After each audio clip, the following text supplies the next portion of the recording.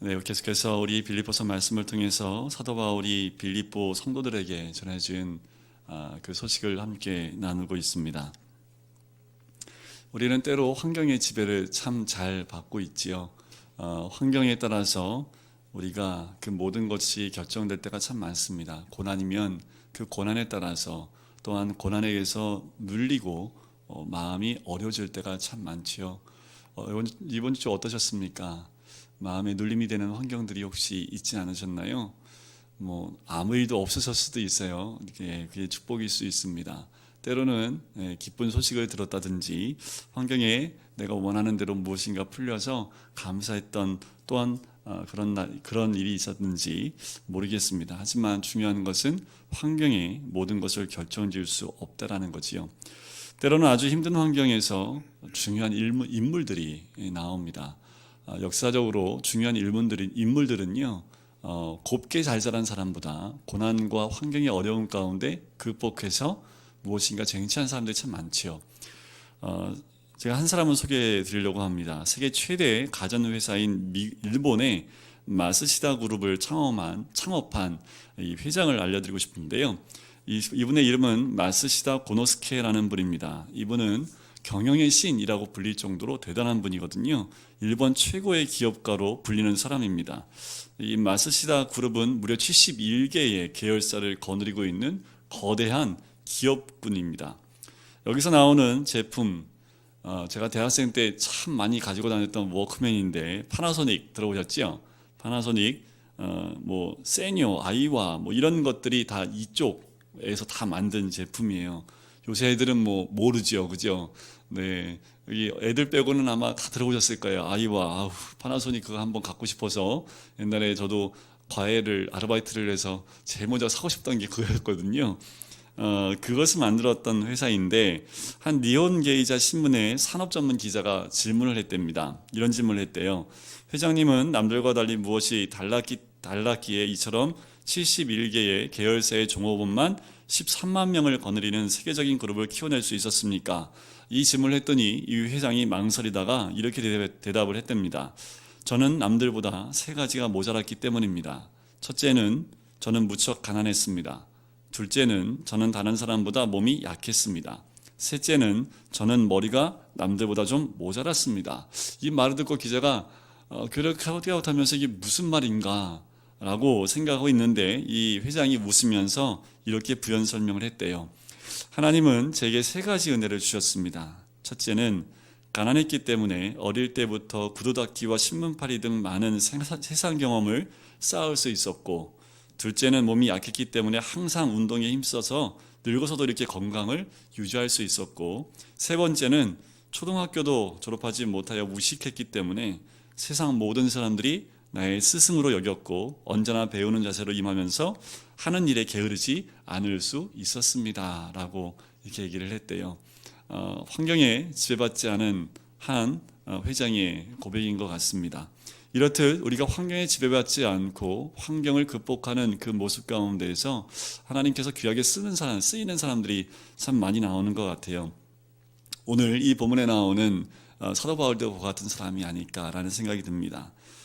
기쁨도 마찬가지라는 생각이 듭니다. 좋은 환경에서만 기쁨을 누릴 수 있는 것, 그건 누구나 다 누릴 수 있지요. 그런데 기쁠 수 없는 환경의 어려움 가운데에도 항상 기뻐할 수 있다면 그보다 얼마나 더 귀중한 게 어디 있겠습니까?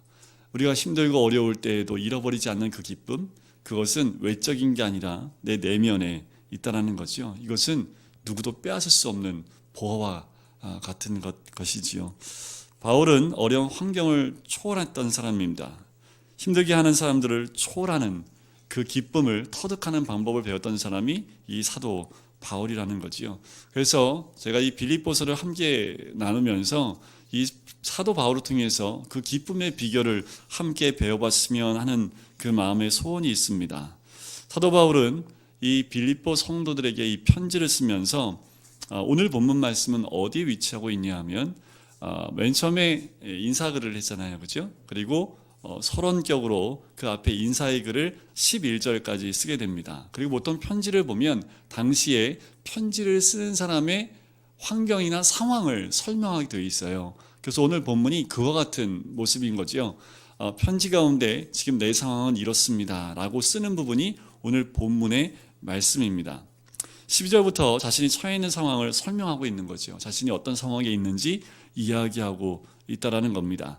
12절 말씀에 자기의 그 처한 상황을 한 절로 표시하고 있는데 같이 한번 읽어볼까요? 12절 말씀입니다. 형제들아, 내가 당한 일이 도리어 복음 전파에 진전이 된 줄을 너희가 알기를 원하노라. 자, 사도 바울이 자기가 지금 어느 환경에 처해 있다고 얘기하고 있습니까? 잘 못 찾으시겠죠, 그죠? 딱 한 단어에 나와 있어요. 내가 당한 일. 참 간단 명료하죠, 그죠? 내가 당한 일, 요 한 단어로 사도 바울은 자기가 처한 환경에 대해서 설명을 다 하고 있습니다. 이 말을 지역하면, 여기서는 번역을 이렇게 했지만 지역하면 이런 거예요. 나에 관한 것들이라고 얘기할 수 있습니다. 그 말은 바울이 투옥과 관계된 자기가 고난 가운데 있고 지금 많은 제약 가운데 있는 것을 내가 당한 일이라는 한 단어로 표현하고 있다는 거지요. 바울은 지금 감옥에 갇혀 있습니다. 어떤 감옥이냐면 13절 말씀에 보면 어디 안에 있다고 합니까? 시위대 안이라고 표현하고 있지요. 이 시위대 안이라는 이 말은 이곳은 누가 주로 수용되는 곳이냐면 정치범들이 수용되는 수용소입니다. 그렇다면 보통은 황제한테 찍힌 사람들이 오는 곳이 이곳이지요. 그러면 그 감옥은 어땠을까요? 엄청 어려운 곳이고 힘든 곳이고 괴로운 곳이었겠죠. 그죠? 거기에 지금 들어가 있다라고 얘기합니다. 자, 보통 이런 감옥에 들어오면 지금 이 사도 바울이 진짜 정치범이어서 온 건 아니라는 거 아시잖아요. 그죠? 그러면 사도 바울이 이 감옥에 들어갔을 때 아마도 보통 사람이었으면 이렇게 생각하지 않았을까요? 하나님, 제가 복음 전하다 여기 들어왔는데 제가 왜 들어왔지요? 왜 나를 이런 환경에 버려두십니까? 또는 왜 당장 나를 구출해주시지 않습니까? 뭐 이런 말을 할 수 있을 것 같아요. 전에는 빌립보 감옥에 있을 때 찬양하다 열렸는데 여기는 찬양인도 안 열린 것 같아요. 그죠? 그러니까 지금 계속 감옥에 있겠죠. 그죠? 그러니까 하나님, 제가 아무리 찬양해도 옥문도 안 흔들리는데 이번에는 좀 하나님 역사 안 해주십니까? 아마 이런 불평과 원망이 나오지 않았을까? 또 시간이 흐르면서 신세 타령하지 않았을까 하는 생각도 들어봐요. 그리고 관계된 사람들한테 편지를 쓰면서 그러지 않았을까요? 내가 이런 심한 고통을 당하고 있는데 나 좀 도와주지 않겠냐고. 좀 아는 사람 있고 줄이 있으면 좀 알려줘서 나 여기 죄 없거든. 그러니까 죄 없는 사람 들어왔다고 좀 알려줘서 나를 좀 꺼내주면 안 되겠냐고. 그렇게 주위에 있는 사람들한테 가진 수단과 방법을 다 동원해서 자기의 처지에 대해서 알리지 않았을까라는 생각이 듭니다. 그런데 바울은 딱 한마디 외에는 하질 않아요. 내가 당한 일이라는 말 외에는 전혀 쓰지 않습니다. 그리고 감옥에 갇혔다는 말 대신에 뭐라고 표현합니까? 나의 매임은이라고 표현한다는 거지요. 너무나 간단 명료하게 자신의 현재 위치에 대해서, 상황에 대해서 설명하고 있는데 그 모습은 지금 뭐 억울한 것도 아니고 그냥 상황 자체를 설명하고 있는 모습을 볼 수 있습니다. 감옥에 갇혀 있는데도 그 고통과 아픔에 대해서 전혀 이야기하지 않고 있어요. 사도 바울의 관심이 어디에 있기 때문에 그렇습니까? 복음에 있기 때문에 그렇지요. 18절 말씀에 보면 오늘이 그 결론 말씀과도 같아요. 어떻게 하든지 전해지는 것이, 전파되는 것이 누구예요? 그리스도니 이로써 내가 기뻐하고 또 기뻐하리라 라고 이야기를 한다라는 거지요. 바울은 자기가 당한 일이 도리어 복음 전파에 진전이 되었다라고 도리어 이야기하고 있다라는 거지요. 자, 이어서 진전이라는 그 말이 어떤 말인지 좀 볼 필요가 있는데 복음 전파에 진전이 되었다라는 그 말에서 이 진전이란 말은 군대에서 쓰는 용어입니다. 어떤 거냐면 군인들이 행군을 해요. 그러면 항상 저도 보병이었기 때문에 본대가 있으면 본대보다 한 개 소도가 앞으로 갑니다. 한참 앞에 가서 혹시나 적이 있지 않을까 해서 천병 소대를 하나 보내요. 그러면 천병 소대 앞에 또 한 개 분대가 갑니다. 그 분대가 또 그 소대 앞에 가서 또 혹시 적군이 있지 않을까 또 앞에 가서 천병 역할을 하는 그 역할을 해요. 그러면 한 개 분대 가운데 또 2명을 또 보냅니다. 그만큼 철저하게 본대를 보호하기 위해서 먼저 보내는 역할을 하는 게 천병 역할이거든요. 그러니까 이 진전이란 건 뭐냐 하면 천병들이 부대 앞서 먼저 길을 내므로 그 부대로 하여금 행군하게 하는 그것을 진전이라고 하는 거예요. 그러니까 복음 전파의 진전이 됐다는 건 뭡니까? 내가 천병이 됐다라는 거지요. 그래서 내가 맨 앞에서 지금 복음 들고 가고 있다라는 겁니다. 그렇게 복음 전파에 내가 힘을 다하여 가고 있다. 그런데 내가 지금 당한 일이 도리어 어떤 거예요? 정말 길이 활짝 열렸다라는 거지요. 지금 내 감옥에 있는데 뭐가 열렸다라는 거예요? 닫혀 있구만. 그죠? 근데 사도 바울은 어떻게 생각하는 거예요? 지금 감옥에 갇혀 있는데 뭐가 활짝 열려 있다고 얘기하고 있는 거예요? 복음 전파의 길이 활짝 열려 있다라고 도리어 거꾸로 이야기하는 거지요. 여기서요, 사도 바울이 딱 한 단어를 통해서 자기가 처한 환경에서 하나님이 어떻게 역사하셨는지를 한마디로 표현하는 단어가 도리어입니다. 내가 당한 일이 있는데 거기서부터 억울함을 얘기하는 것이 아니라 내가 당한 일이 있는데 도리어 하나님 그것을 바꾸셨어. 그런데 그 도리어라는 말 안에 이 사람의 사도 바울의 상황이 바뀐 게 아니죠.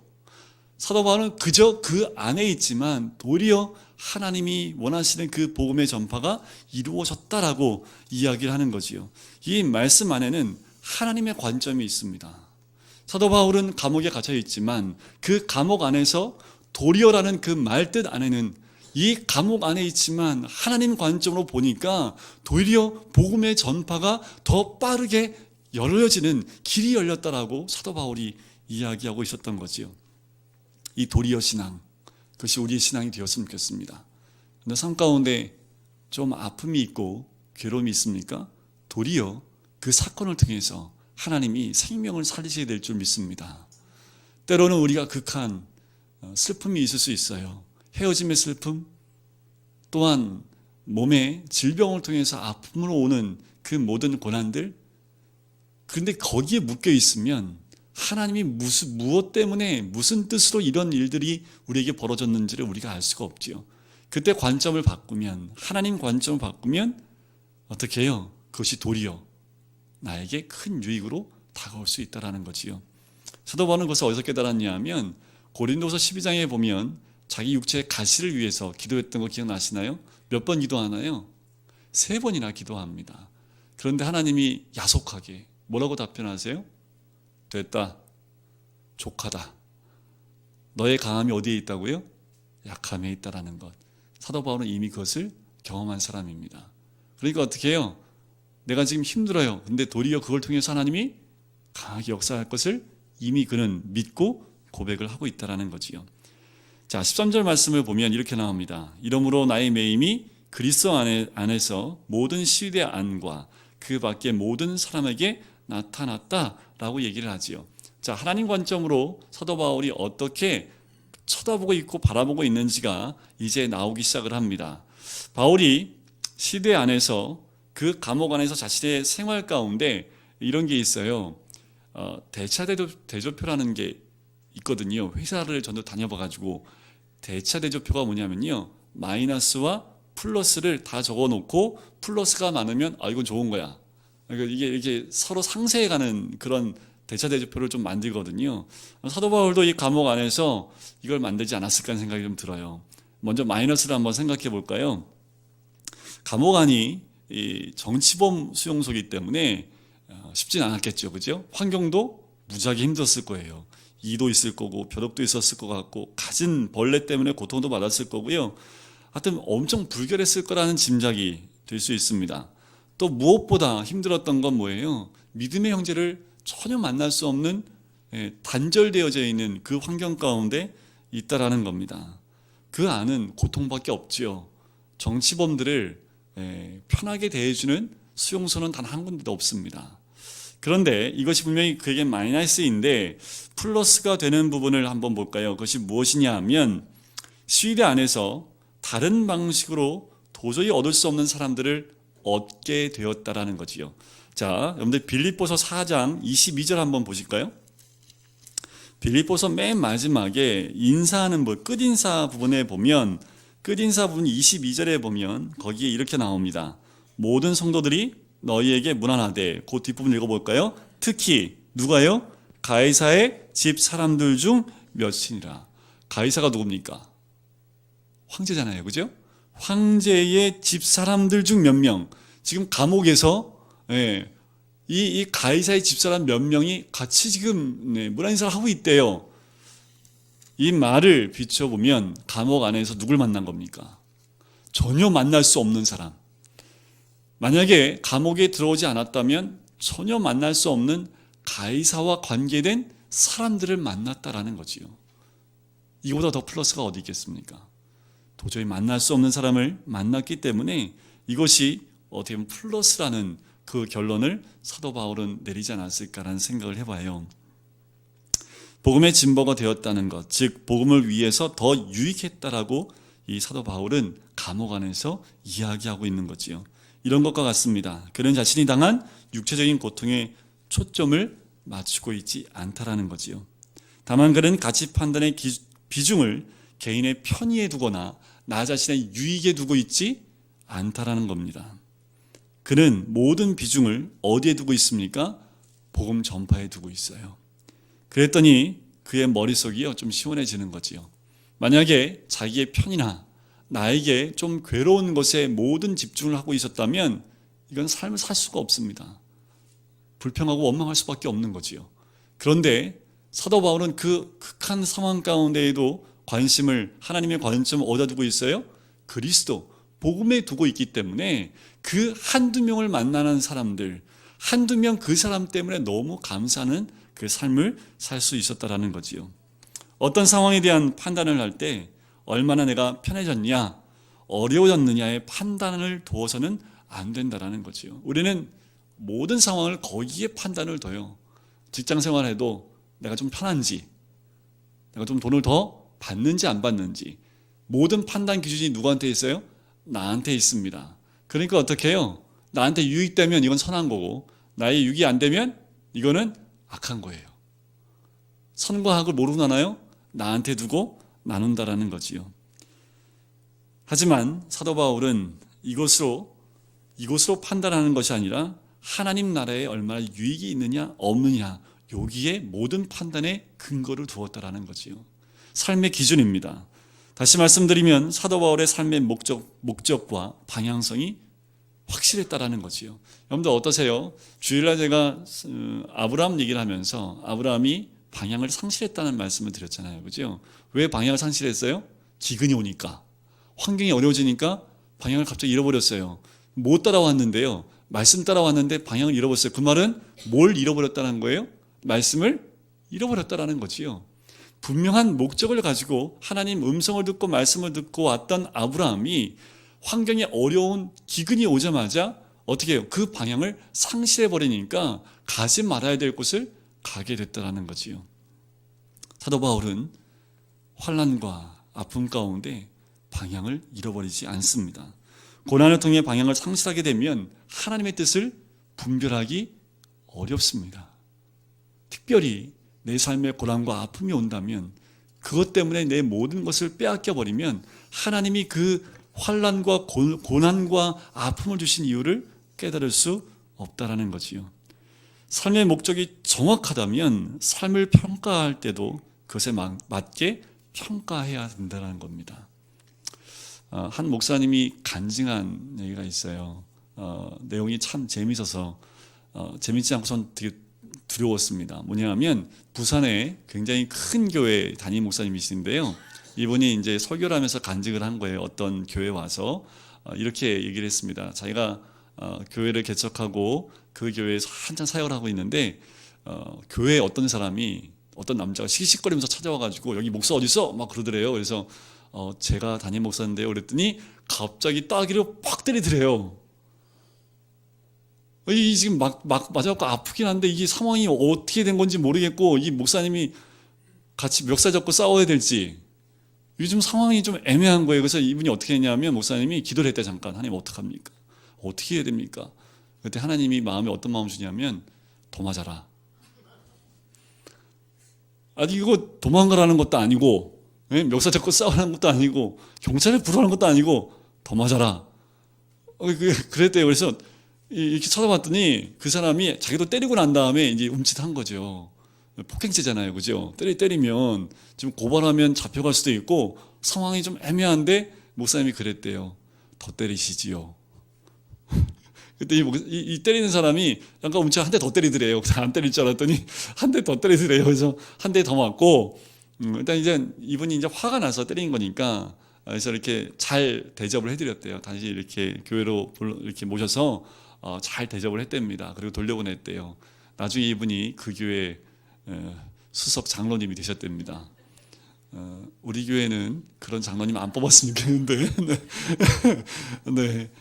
이분이 목사님이 그런 환경 가운데도 아주 짧은 시간인데 자기가 맡고 있는 상황 가운데에서 그 상황을 자기의 아픔이나 당한 상황 가운데 대처하는 것이 아니라 그 순간에도 하나님 어떻게 해야 되느냐는 그 기도와 함께 하나님의 응답을 받고 그 말씀대로 순종했더니 그냥 화났던 사람이 나중엔 그 교회의 큰 장로가 되었다라는 거지요.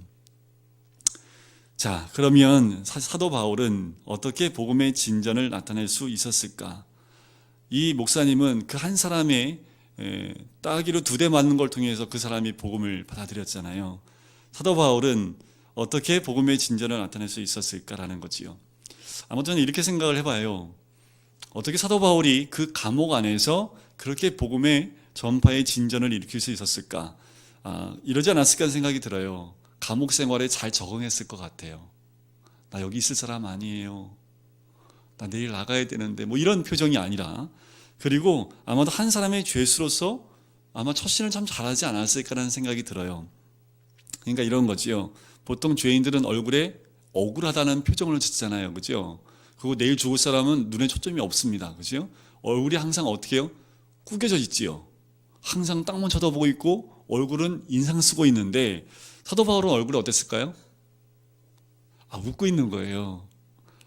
그죠? 기쁘니까 그 안에 기쁨을 빼앗기지 않으니까 기쁘잖아요. 그죠? 그러면 이제 그 시대에 있던 사람들은 어땠을까요? 처음 봤으면 미쳤구나. 근데 얘기를 해보니까 미친 것 같지 않은데 늘 웃고 있으니까 어땠을까요? 사람들이 당신 뭐가 그렇게 즐거워서 웃고 있습니까? 라고 질문하지 않았을까요? 그건 제가 왜 기쁜지 한번 말씀드려볼까요? 하면서 복음을 나누지 않았겠습니까? 아마도 요셉과도 같지 않을까요? 요셉이 노예로 팔렸었잖아요. 근데 노예였는데 그 얼굴에 노예 티가 안 나니까 뭘 시켰어요? 가정에 총무를 시켰잖아요. 감옥에 억울하게 들어갔어요. 그래서 나 억울해요 라는 표정이 아니라 감옥에서 너무 잘하니까 어떻게 해요? 간수장이 모든 걸 요셉에 다 맡겨버리지요. 그와 같지 않았을까요? 사도 바울도? 그 안에 지금 여기 들어온 것도 정치범이 아닌데 끌려 들어왔기 때문에 억울하지만 그 감옥 안에서 최선을 다하여 할 수 있는 모든 것을 다했던 사도 바울의 모습을 보면서 그들이 그리스도를, 복음을 받아들이지 않았을까요? 이 시위대라는 데가 어떤 데냐면요, 로마 황제의 친위대가 있었던 곳이 이 시위대입니다. 자, 다시 말씀을 드리면 황제의 친위대 병사들이 있었던 곳인데 약 9,000명 정도로 구성이 돼 있대요. 윤번제로 돌아가면서 궁궐을 수비하는 사람들이 이 사람들인데 황제의 권력이 여기서 나온답니다. 그래서 이 9,000명 가운데 친위대에 들어오려면요, 귀족의 자녀들 아니면 들어올 수가 없어요. 그리고 능력 없으면 들어올 수 없습니다. 그러니까 로마의 집권층 가운데에도 이 군대이기 때문에 막강한 파워를 가지고 있는 그 부대가 이 친위대거든요. 사도 바울이 이들을 어떻게 만날 수 있습니까? 그죠? 자유인이었으면 이들 만날 수 있었을까요? 만날 수 없었죠. 감옥에 들어오니까 어떻게 해요? 창고에 채워져 있으니까 매일 번갈아가면서 찾아와요. 그죠? 번갈아 가면서 왔던 사람이 더 안 와요, 잘. 왜요? 이 9,000명이 돌아가면서 오니까 어떻게 해요? 한 번 오면 또 다른 사람이 와요. 전에는 찾아가야 되는데 이제는 그냥 있으면 와요. 그죠? 그러니까 사도 바울이 봤을 때는 처음엔 내가 왜 들어왔을까, 여기? 그런데 가만히 있어도 와요. 근데 누가 와요? 귀족들이 와요. 자기가 지금 로마에 왜 왔을까요? 복음 전하기 위해서 하나님이 너 로마 가서도 너 복음 전해야 돼 라고 해서 로마에 왔는데 뭘로 온 거예요? 로마에 죄인으로 온 거잖아요. 그죠? 그러니까 이게 뭔 뜻이지? 라고 생각했을 텐데 감옥에 있다 보니까 항상 4명이 한 조가 돼서 찾아오는 거예요. 그리고 웃고 있으니까 물어봐요. 그래서 또 얘기를 해요. 그래서 복음 전하니까 그들 가운데는 받아들이지 않고 피식 웃고 가는 사람도 있었겠지만 그들 가운데 어땠을까요? 복음에 반응을 하고 회개하고 울면서 갔던 사람도 있었겠지요. 어떻게 됐을까요? 친위대 그 9천 명 안에 사도 바울에 대한 얘기가 소문이 돌기 시작하는 거지요. 너도 한번 만나봐. 좀 이상한 사람인데 마음이 편해. 너도 한번 만나봐. 가슴이 뜨거워져. 어떤 사람이 또 와서 이러지 않았을까요? 다음에 올 친구가 있는데 자살하려고 해요. 얘가 너무 힘들다고 내일 죽는데요. 잘 좀 얘기 좀 해주세요. 오면 또 얘기 잘하면 그 사람 또 복음 받아들이고 그러지 않았을까라는 생각을 해보게 됩니다. 결코 그곳이 힘든 곳이었지만 사도 바울에게는 그곳이 어떤 곳이었어요? 황금어장이었다는 거지요. 사도 바울은 감옥에 있지만 그곳은 복음을 전파하는데 진전이 될 수 있는 그런 곳이 되었다라는 거지요. 아마도 그 환경을 보면서 사도 바울은 이 말씀을 쓰지 않았을까 하는 생각이 들어요. 로마서 8장 28절 말씀인데요. 이렇게 나옵니다. 그 뜻대로 부르심을 입은 자들에게는 모든 것이 합력하여 뭘 이룬다고요? 선을 이룬다고요. 그 모든 환경들을 보면서 하나님이 이렇게 선을 이루어 가시는구나 라고 고백하지 않았을까요? 그러기에 바울은 감옥에 있지만 그곳은 곧 누구 안에 있는 것과 똑같아요? 그리스도 안에 있는 것과 똑같은 거죠. 그래서 13절에 그렇게 얘기하는 거죠. 나의 매임은 그리스도 안에서 라는 표현을 하게 된 겁니다. 어디 안이 가장 안전할까요? 어디 안이 가장 안전할까요? 감옥 안이 아니라 그리스도 안에 있는 것이 가장 안전한 곳입니다. 사도 바울은 어디 가든지 누구 안에 있어요? 그리스도 안에 있는 사람이라는 거지요. 14절 말씀 한번 보실까요? 같이 한번 읽어보겠습니다. 형제 중 다수가 나의 매임으로 말미암아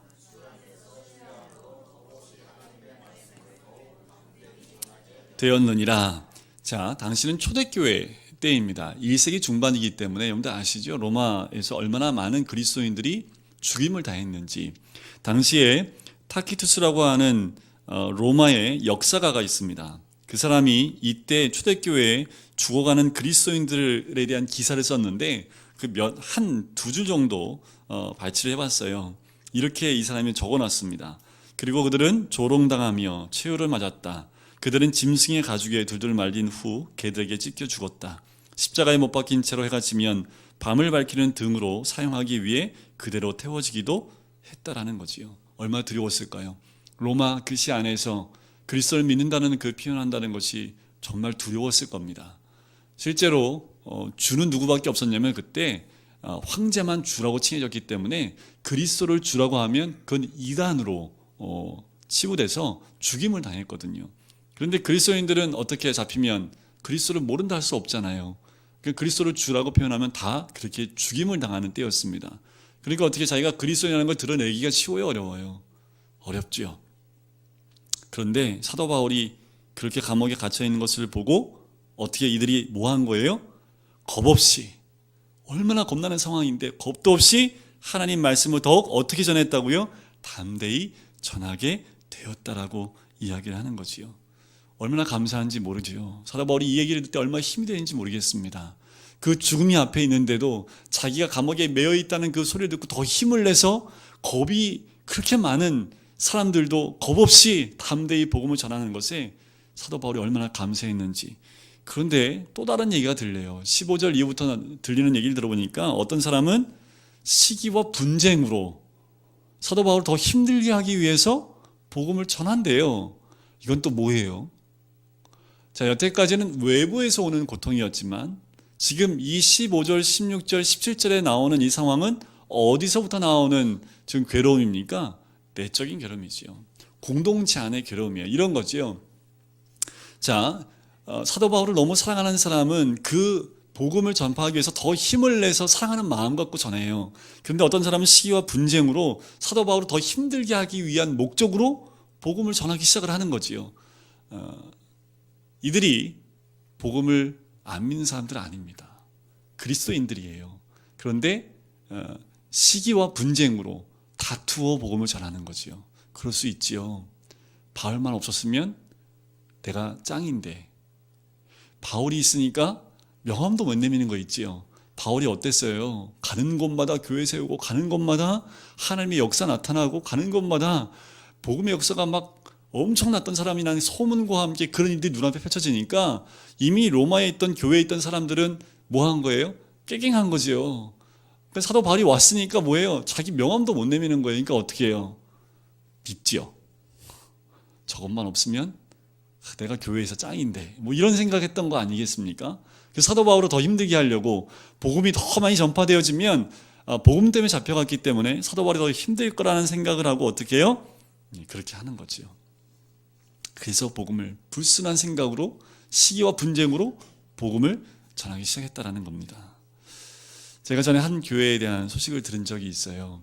한 교회가 이제 교회가 너무 어려운 가운데 건축을 하면서 교회가 이렇게 좀 쪼개졌습니다. 그래서 그 쪼개진 그 한 부류에 한 200~300명 되는 분들이 쪼개져 나와서 교회를 이제 상가 건물을 구해서 교회를 새로 시작을 했어요. 근데 문제는 뭐냐 하면 주변에 있는 교회가 반대를 하는 거예요. 주변에 있는 교회가 교회를 못 들어오게 방해를 하는 거예요. 그래서 어떻게 소문을 냈냐 하면 저 교회 이단이라고 소문을 내기 시작을 한 거죠. 제가 그 얘기를 듣고요, 할 말이 없더라고요. 안 믿는 사람이 아니라 믿는 옆에 있는 교회가 또 다른 교회가 온다고 그 교회를 못 들어오게 하려고 방해하고 이단이라는 소문까지 냈다는 거예요. 시기를 분쟁하는 것을 좀 도가 지나쳤죠. 저희 이 모습을 생각하면서 우리 교회 안에는 혹시 똑같이 복음 위에 세워져 있지만 혹시라도 우리도 시기와 분쟁 가운데 그 모습이 있다면 우리 안에서도 서로가 서로에게 상처를 주는 일이 있을 수 있다라는 거지요. 목적이 뭐가 돼야 되느냐, 이것이 중요합니다. 사도 바울은 목적이 하나밖에 없었어요. 복음입니다. 그리스도입니다. 그러니까 자기를 힘들게 하려고 시기와 분쟁으로 그렇게 복음을 전하는데도 사도 바울은 어떻대요? 기뻐. 왜요? 이렇게 전하든 저렇게 전하든 누가 전파되는 거예요? 그리스도가. 그들이 나를 힘들게 하려고 했다 하더라도 전파되는 건 누구예요? 그리스도. 오직 목적은 그리스도 한 분이기 때문에 사도 바울은 더 이상 뭐 문제가 안 되는 거지요. 그런데 우리는 혹시 교회 안에서 주일을 감당할 때 어떤 목적으로 주일을 감당하십니까? 저렇게 생각을 해봤어요. 제 그 컴퓨터, 그러니까 인터넷에 제 아이디가 있는데 닉네임 있죠, 닉네임이 생명의 부양자입니다. 제 차의 별명이 생명입니다. 저는 목적을 생명에 두고 있어요. 내 생명 말고요. 한영의 생명, 부양자라는 게 뭔지 아시죠? 영어 생명을 살릴 뿐만 아니라 생명을 키워나가는 거지요. 부하게. 저처럼 마르기 말고 통통하게 부양해가는 생명의 부양자가 제 닉네임이면서 또 제가 어떻게 보면 이 교회의 사역의 방향성과 목적이지 않을까 하는 생각이 들어요. 그런데 교회에서 섬기고 또한 교회에서 사역을 감당해 나갈 때 어떤 목적으로 그 일들을 감당해 나갔습니까? 이게 뚜렷하지 않으면요, 서로 시기하다 서로 힘들어질 수 있습니다. 분명한 목적과 방향성을 갖고 있으면 어떤 소리가 들려도 그것이 생명을 살릴 일이라면, 복음의 진리에서 벗어나는 것이 아니라면 괜찮다라는 거지요. 오히려 그것 때문에 하나님 나라가 세워질 수만 있다면 그건 아무 문제가 될 수 없다라는 거지요. 18절을 같이 한번 읽어볼까요? 이게 아까도 말씀드렸지만 이 절이 가장 핵심되는 절이기 때문에 한 번만 더 읽어보겠습니다. 시작. 그러면 무엇이냐, 거칠애로 하나 참으로 하나 무슨 방도로 하든지 전파되는 것은 그리스도니 이로써 내가 기뻐하고 또한 기뻐하리라. 자, 첫 번째 기뻐하다는 것은 현재형이고요. 두 번째 기뻐하리라라고 나누는 것은 미래형입니다. 그러니까 어떻게 하겠다고요? 지금부터 앞으로 계속 기뻐할 거야. 마음껏 해라. 나는 지금도 기뻐하고 앞으로도 기뻐할 거야 라고 이야기하는 거지요. 마지막에 제가 이런 질문을 하고 좀 말씀을 정리할까 합니다. 여러분들 구원 받으셨죠? 구원 받으셨죠? 또 이런 질문을 해볼게요. 왜 하나님이 구원시켜 주셨을까요? 네. 구원받았습니까? 하면 다 쉽게 대답을 할 수 있습니다. 그런데 하나님이 왜 구원을 시켜주셨을까요? 여기면 뭔가 대답은 하실 수 있을 거예요. 그런데 참, 참 쉽지 않은, 그리고 쉽게 나오지 않는 그 질문일지 모르겠습니다. 우리의 삶이 하나님이 나를 왜 구원해 주셨을까? 여기에 답을 찾아가면 어떨까라는 생각을 해봐요.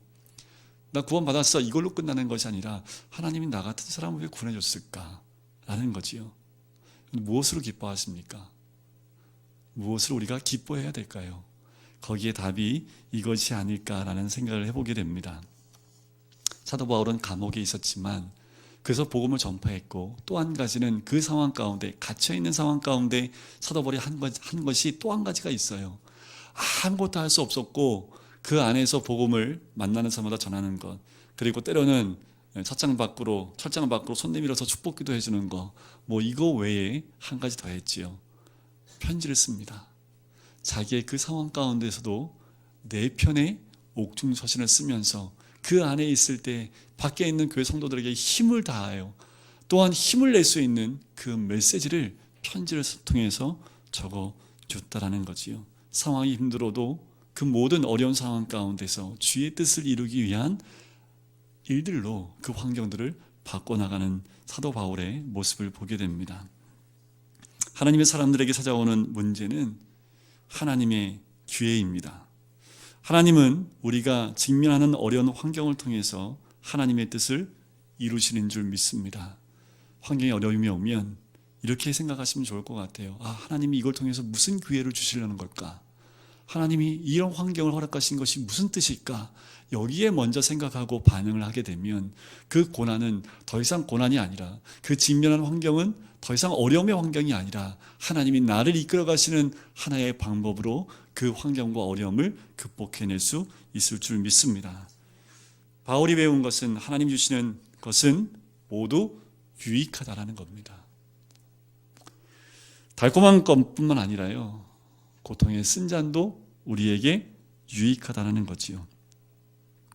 그래서 가만히 있었으면 아무것도 얻지 못했을 상황을 하나님 축복으로 만들어낼 수 있다라는 겁니다.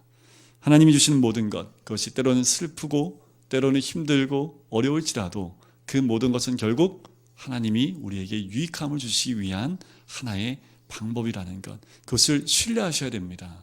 하나님을 신뢰하셔야 됩니다. 고난 가운데 가면 아브라함처럼 하나님의 신뢰를 저버리고 애굽으로 내려가시면 안 되는 거지요. 그 하나님 영원히 변치 않는 하나님, 그 영원하신 하나님을 신뢰하신다면 고난 가운데에도 하나님이 그 환경을 통해서 우리를 인도해 주실 줄 믿습니다. 그러면 이 18절 끝에 나온 것처럼 우리도 어떻게 할 수 있을까요? 기뻐하고 기뻐하리라 라는 고백이 될 수 있지 않을까요? 우리 같이 찬양 드리겠습니다.